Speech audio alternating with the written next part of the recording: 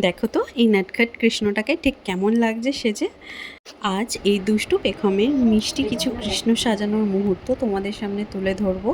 প্রথমেই আমি দুটো লাল আর সাদা দুটো রঙের অ্যাক্রিলিক কালার নিয়ে নিয়েছি। এবার ওকে আমি সাজাচ্ছি। প্রথমে আমি ড্রেসটা পরিয়ে দিয়েছিলাম ওকে, তারপরে নাহলে খুব অশান্তি করছিল, তো তারপরে ওকে আর কি ছোট ছোট টিপ পরিয়ে দিচ্ছিলাম, দিয়ে একটু কলকা করে দেবো। একদমই ভেবো না কিন্তু যে ও শান্ত মেয়েটি হয়ে চুপচাপ বসে কলকা করছিল। ও মাঝে মাঝে আমাকে একটু কলকা করে দিচ্ছে, মানে রং লাগিয়ে দিচ্ছে, ওর বাবাকে রং লাগিয়ে দিচ্ছে। না হলে ও চুপচাপ বসে মোটেই কলকাটা করতে দিত না। তো যাই হোক, এরকমভাবেই আর কি একটু খুনসুটি একটু এরকম করতে করতে আলটিমেটলি হয়েছে কলকা পরানো।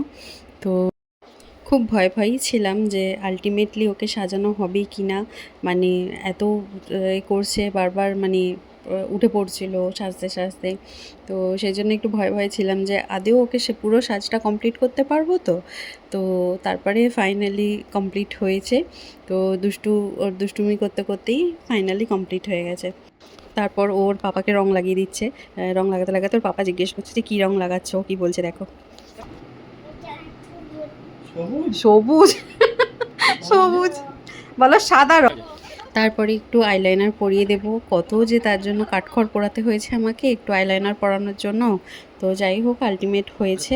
হওয়ার পর দেখো ওকে কেমন লাগছে। আমাদিকে তাকিয়ে হাসো, এইদিকে তাকিয়ে হাসো। বন্দে মাতারাম। তুমি কি সেজেছো পেখম? ঠাকুর। কি ঠাকুর সেজেছো? কৃষ্ণ সেজেছো? ও বাবা, আসো এদিকে আসো। তোমার বাসি কই কৃষ্ণ? বলছে ঠাকুর সেজেছি।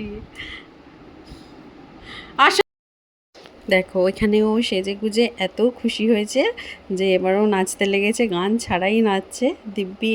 মানে একদম একবার বাঁশি বাজাচ্ছে, একবার এ করছে। তারপরে তো পাপাকে বাঁশিটা দিয়ে টুম টুম করে মাথায় মেরে দিল।